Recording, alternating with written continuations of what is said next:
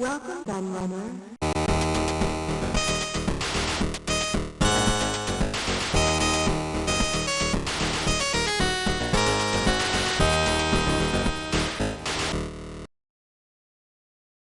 You know what? This is a video that I've been thinking about doing for years, but I was somewhat worried about the response to it. I say this because I actually wrote a much shorter and less detailed version of this video for Larry Bundy Jr. some years ago, and the amount of hate and abuse from Nintendo fans in the comments was absolutely insane. I did touch on some of these subjects somewhat when I did my review of the NES, but held off on most of it. But over the last few weeks especially, I've seen a remarkable number of Nintendo fans in Facebook groups claiming things that just aren't true, and I've ended up in numerous arguments because of it. And every time all the same people have said, you have to make a video about this, and then we can just post that as a response instead. And the more I thought about it, the more I wanted to do it. Especially when I began thinking about why I started writing about video games in the first place. You see, when I started collecting back in 2003 and discovered the internet, yes, I know I was late, I was living abroad and partying every day prior to that, I couldn't stop consuming anything and everything about retro gaming. There was just so much I never knew, especially when it came to gaming across the pond. As a Brit, I knew nothing about the video game crash, all the different computers and consoles that you had over there, and all the myths and legends around them. But I soon discovered that most of the retro gaming fans online were indeed Americans, and they knew even less about our own video game industry in the 80s and 90s, and it was this that prompted me to write my first article in 2004. I can't believe that was over 20 years ago now. My passion for video game history, I'm proudly autistic and this is very much my special interest, means that I get quite annoyed when I see it presented wrongly. And with this video, I hope to correct many of those mistruths I still see being stated on a daily basis, when people really should know better by now. So now I'm just waiting for all the angry comments and dislikes from hardcore Nintendo fans. I'm fully prepared for them, but sorry, I just had to do this.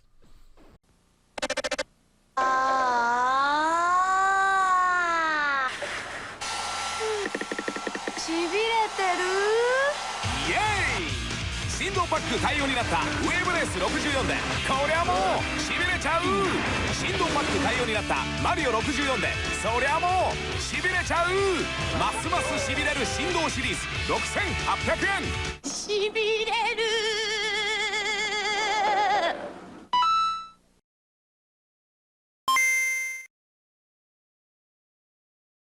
We'll start off with a simple one because this one really shouldn't even be here. I mean, come on. Given how long analog controllers have been around, this isn't a discussion we should be having. Yet, despite the overwhelming evidence to the contrary, Nintendo still get credited with this invention. The first use of an analog stick on a games console can actually be traced all the way back to 1978, a full 18 years before the Nintendo 64 appeared, and a console from Europe no less. The 1292 Advanced Programmable Video System was released just a year after the best-selling Atari VCS, hoping to quickly grab a slice of this new and exciting marketplace.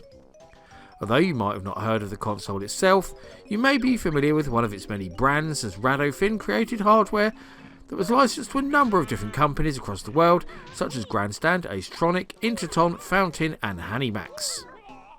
Although many of these manufacturers used their own designs, which often meant their systems weren't actually compatible with each other rather bizarrely, they all used the same analog sticks. Even if you wanted to get really picky and only cite mainstream success, then the Atari 5200 from 1982 also boasted an analog joystick, albeit a very flawed one that ultimately contributed to the system's downfall. But perhaps the best example, however, is Milton Bradley's iconic Vectrex console from the same year. Like the Nintendo 64, this system was also sold on its advanced 3D graphics, only this time they took the form of glowing vectors rather than foggy polygons. Not only was the stick used to aid with movement in 3 dimensions, but the Vectrex also uses a small thumbstick-like design similar to Nintendo's. Case closed once and for all, I hope.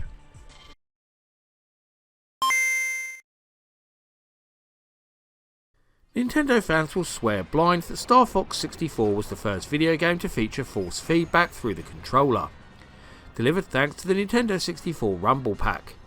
But even if we ignore the fact that this feature had been around for many years in the arcades, the N64 wasn't the first console to make use of this now standard controller feature either, although it was a pretty close call.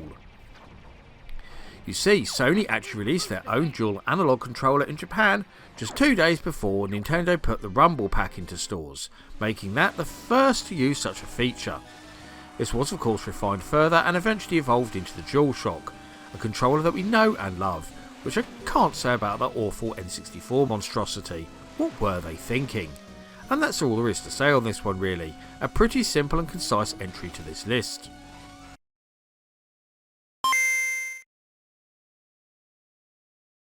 This is a bit more of an obscure one, but still very much another open and shut case. The full use of battery backup to save game progress is often attributed to the 1987 US release of Nintendo's seminal RPG Legend of Zelda, a title that helped cement the NES in the hearts of American gamers and launched the ever popular franchise that many still fawn over to this day. But the first use of battery backup in a game cartridge actually came nearly a whole year before, with the late 1986 release of Hide 2 for the Japanese MSX computer, another game in a long-running RPG franchise. Hide 2 allowed you to save your progress and come back to it at a later date, just like Nintendo's more famous creation. Even if you just want to restrict this accolade to home consoles, Zelda was still beaten to market by Seta's Morita Shogi for the Nintendo Famicom. Released just 4 months earlier, this Japanese chess sim allowed you to save the status of the board and pick up a game in progress anytime you liked. Checkmate, Nintendo.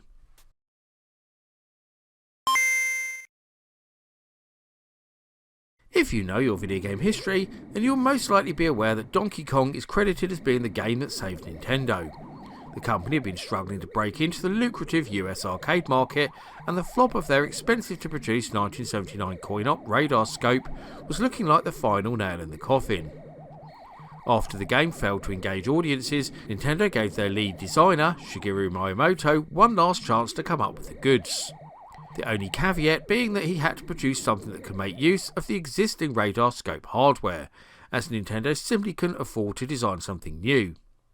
The game that Miyamoto came up with was of course Donkey Kong, and the rest, as they say, is history. This 1981 story of a carpenter and his girlfriend and a burly ape became an almost instant success, launching the character that became known as Mario into the public eye and giving Nintendo the worldwide recognition they so desperately craved.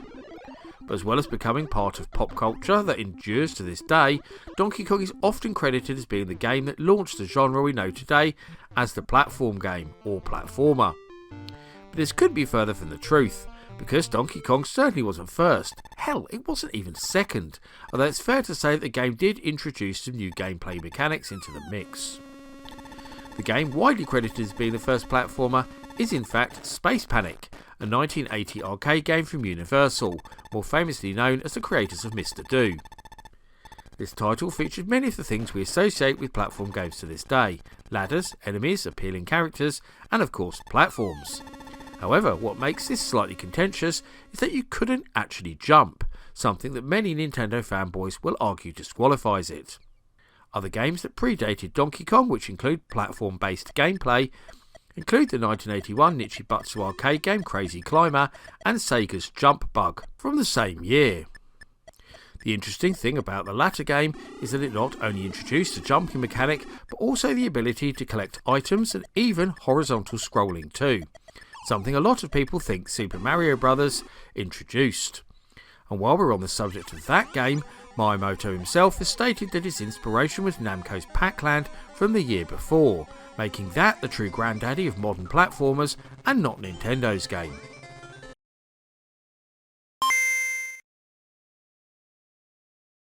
There are a few entries on this list that are actually 2 for the price of 1, and here's another, because the subject here crosses over into 2 different categories, neither of which Nintendo can claim the credit for. And this is yet another one that revolves around the N64 and its much vaunted 3D gameplay. You see, I've seen Nintendo diehards claim that the company created the first game to use a 3D camera for Super Mario 64, and the very first 3D platformer with it, and I'm sure that this claim seems perfectly reasonable to most people watching this. Well, If we ignore the claims of Argonaut's Croc, which was originally being developed for Nintendo as a game starring Yoshi, and is said to have greatly inspired the development of Mario 64, because it actually ended up being released after Miyamoto's game, there is another title that deserves our attention, and that was released over 10 years earlier by one of Nintendo's biggest rivals. That game is Atari's iRobot, which was actually resurrected very recently by Atari and the genius that is Jeff Minter. But the original arcade game actually hit the market in June 1984, the very last coin-op released by Warner Bros. Owned Atari Inc., before the company was split in two, with the consumer division being sold to Jack Tramiel, as we all know.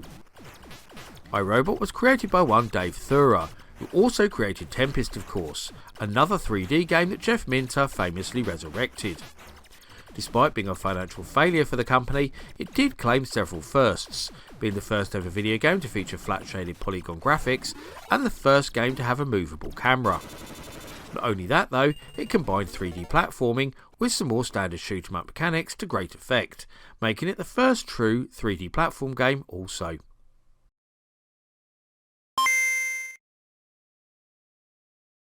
Arguably one of Nintendo's biggest success stories is the Wii. Not only did it put Nintendo back into the mainstream after the relative failure of the GameCube, but it also managed to appeal to a whole new market that had previously seemed impenetrable to console manufacturers, the casual gamers.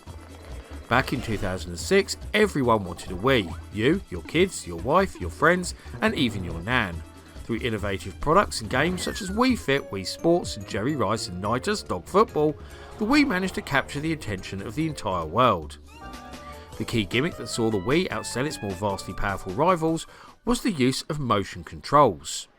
This new gameplay mechanic had everyone waving their arms around like they were having a fit at a rave, and saw lots of new types of games developed to make use of it, although it needlessly ruined a few games too.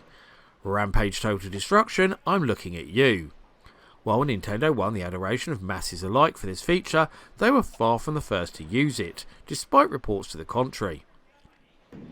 The first use of motion controls was found in the hydraulic arcade games that became so popular in the mid to late 80s, starting with Sega's Super Hang-On. But its first use on a home system is somewhat more complicated. Early attempts at this kind of control usually used mercury switches, or even more simply, a ball bearing that moved around a tube. An example of this technique is seen in the awful Le Stick, a dismembered looking abomination made for 8-bit home computers by Datasoft in 1982. However, a search of approved patents tells us that the first console manufacturer to both design and retail a proper motion control device is Dutch electronics giant Philips, for use with their much maligned CDI multimedia player. In fact, this patent is actually referenced in Nintendo's own application for the Wii, so Philips actually earned a royalty on all 100 million odd consoles that Nintendo sold. I guess that helped them recoup some of the cash they lost from the CDI. But they didn't actually use his technology for a normal controller as you may think. It actually went into their light gun, or Peacekeeper revolver as it was called in the Mad Dog McCree packing. Instead of tracking the beam from the TV like regular light guns, the Peacekeeper had a small black box which plugged into your console and then had to be positioned on the top of your TV. Ring any bells? Now before you start saying, yeah, but the Wii was the first motion control console, nope, it doesn't get that accolade either, because the Zavix port from 2004 actually beat the Wii to market by over a year.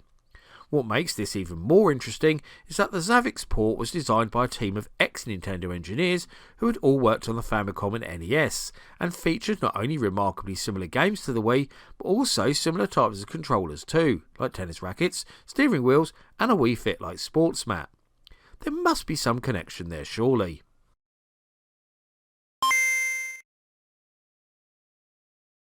I think we all know about Nintendo's latest console, the Switch 2, and its predecessor, the regular Switch, the first console to feature hybrid technology, meaning it could be used as both a handheld and a regular console, a feature that Nintendo boasted about at every opportunity.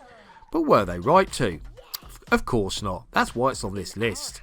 The accolade actually belongs to Nintendo's once great rival Sega, because in October 1995 they released the Genesis Nomad, a portable version of their best-selling 16-bit console. But it wasn't just a portable pixel player, you see, as Sega saw fit to add several features that they didn't include on their previous portable Master System, the Game Gear. including a controller port for a second player and AV out. This meant that the Nomad could be plugged into both a mains adapter and a regular TV and be used as a standard Sega Genesis console, which a lot of people don't seem to realise. So while you might argue that Nintendo won the console war, as they're still around making systems while Sega are relegated to just being a third-party software producer, mainly for Nintendo's systems rather ironically, it was definitely Sega who won the innovation war.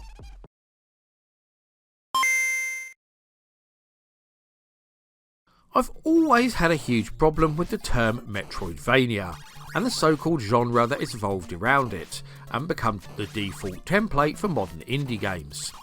Not just because I think it's stupid to combine the names of two games to describe a game genre, but also because of what it's referring to is basically just an arcade adventure, albeit a specific type.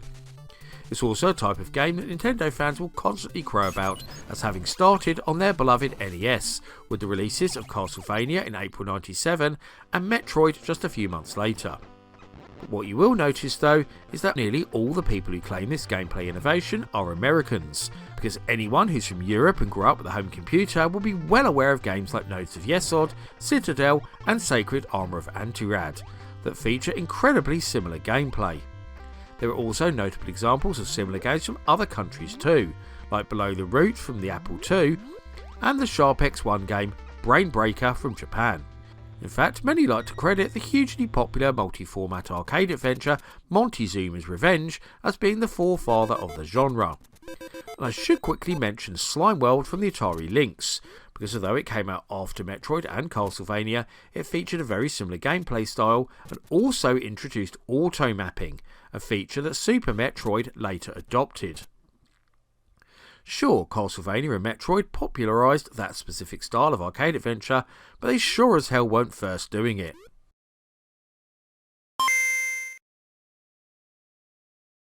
Okay, so this next entry isn't an innovation or even anything to do with the creation of the technology itself or the games you play it on, but it is a claim that you'll hear Nintendo fans from across the pond constantly spout, and one that angers me greatly, so I felt like I had to include it here. And that is the utterly ludicrous boast that Nintendo saved the video game industry, and without them it just would have died out and would no longer exist. Now there are so many things wrong with this claim that it would probably take an entire video to explain it all properly, but I'm going to cover off the basics and tell you enough to prove that this claim is utter bullshit. To set the scene for those who somehow don't know, the year is 1984 and the video game market has totally crashed in America.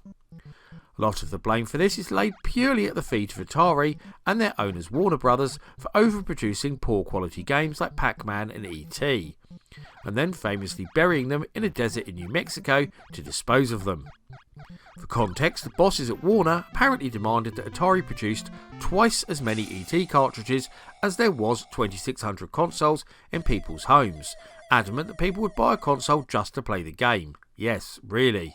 But the truth is actually that the market had become completely flooded with not just bad games, most of which were nothing to do with Atari, but new consoles too. In 1983 in North America, you already had the well-established systems like the Atari 2600, Mattel Intellivision, ColecoVision and Magnavox Odyssey 2, as well as less popular offerings like the Bally Astrocade, Fairchild Channel F and APF Imagination Machine. And then there were also a host of new, more advanced consoles like the Atari 5200, Emerson Arcadia 2001 and MB Vectrex. History tells us that with each console generation, there are usually 3 that manage to compete, so having no less than 12 to choose from was just mental. And then you had every man and his dog turning up to make their own games for the Atari 2600 because there was no lockout or licensing back then, and some of these were barely playable at all. With this in mind, it's no wonder that customers became jaded, retailers became reluctant to stock these games, and the industry collapsed upon itself. Revisionist Nintendo fans will tell you that the industry was dead, that it was Atari's fault, and it stayed dead until the NES came along in October 1985. Now, while it's true that console game revenues started to decline in 1983 and then dropped off a cliff in 1984, that doesn't tell the whole picture. Because people didn't stop playing games, they just started playing games differently. Because around the same time the market crashed, something else happened. Home computers started to become affordable.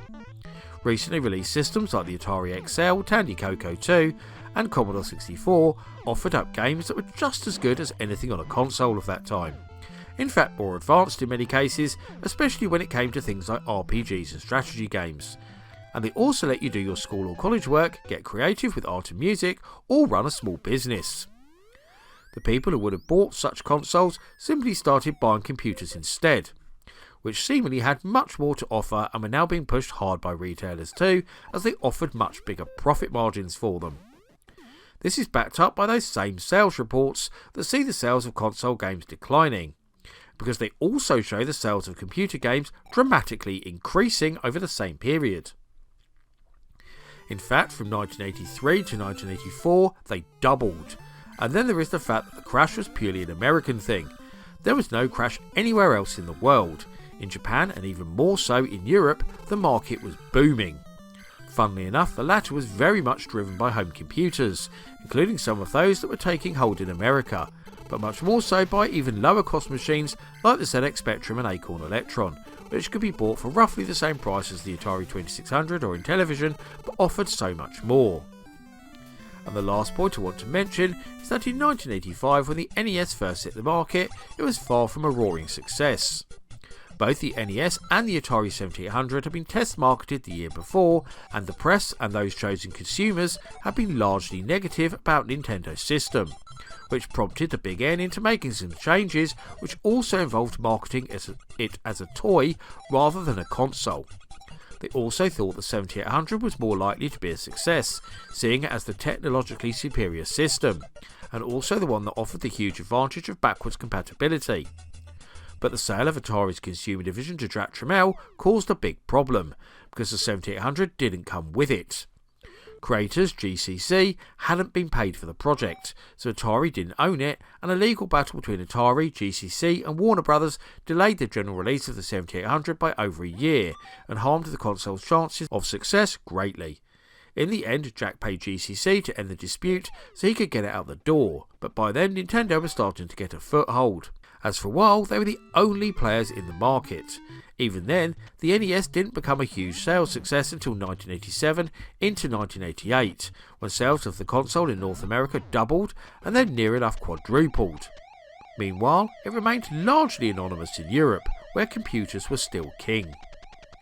So in summary, no, Nintendo weren't the saviours of the video game industry. They merely helped revive it, but only in North America, and with the help of other companies too, like Sega and Atari, who also launched new consoles around the same time, helping to reinvigorate the whole sector.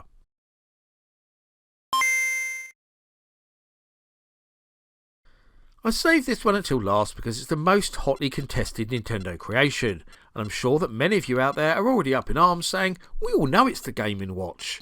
But I hate to piss on your bonfire, because Nintendo didn't invent the joypad, the D-pad, cross-controller, or whatever you want to call it this week. This was just another invention that Nintendo simply borrowed and then made more popular. The first use of what we consider the modern design for a D-pad came about in 1981, around a year before Nintendo's Game & Watch range arrived, their first use of such a design. Earlier versions of things that loosely resembled a D-pad had been around earlier, such as singular buttons and a cross shape or formation on numerous coin-ups and handheld games, as well as the dish-shaped controller for Mattel's Intellivision console. But for the first cross-shaped pad, we once again return to our friends at Milton Bradley and the world's first handheld games console, the MB Microvision. Oh yeah, the Game Boy wasn't the first one there either. Sorry Nintendo zealots. One of the most unique features of the Microvision was the interchangeable controllers. Early games for the machine often used a simple wheel, like the Atari 2600 paddle controller, but later games required something a bit more advanced. So for the release of Space Shooter Cosmic Hunter, Milton Bradley came up with a cross-shaped joypad that could be stuck onto the bottom panel of the device. Alongside this were two action buttons, forming the now unmistakable look of a joypad. Nintendo weren't even the first to copy this design either, as Grandstand did it nearly a year before with handheld games of their own, such as Pac-Man rip-off Munchman. Game Watch, Game Watch, Game Watch, Game Watch. It's a demo Game Watch, no demo Game Watch, dale demo Game Watch, Game Watch. ジャッジ、ボール、バーミン、ファイヤー、マイクロコンピューターを使ったゲームウォッチ。ゲームをしないときはデジタル式クォーツ時計です。 Game Watch! And that rounds up my look at 10 things Nintendo didn't invent. But are there any interesting facts here that surprised you, or do you have some more that you want to add? I always love to hear the thoughts and views from my audience, so please get typing in that comments section. Before I go though, I must thank all of my loyal patrons and YouTube members for continuing to support my channel and make videos like this possible. However, I must give special thanks to the following people in particular for their much appreciated pledges: CPC Magnetic Media, Black Siren, James Welch, Wesley K, Glacier 9, Cellphone Smartphone, Teamy Mackie, Tailboy 2011, Andrew Christensen, Brendan O'Neill, Hunter Bungay, Krispy Kreme, Richard Tate, Sarah B, Craig, Cole Cloping, John Alberino, Richard Baker, Bernard Santu, Mins, Martin Wiggins, Mark Strickland, Ben P. Stein, Tabby Kitsoon, Paul Daniel, Grady Haynes, Carl Olsen, Zerthe Robinson, Classic Gamer 74, Dee Vaughan, Marco, and Electron Star Collapse. If you also want to help support this channel, you can now join as a member for as little as £2 a month, where you'll get access to exclusive videos and updates, and much more besides. Just click the button on my community page to get started. My Patreon is also still available if you prefer to support me in other ways too. I've been the Laird, and thank you for watching. I'll see you all again for another video very soon.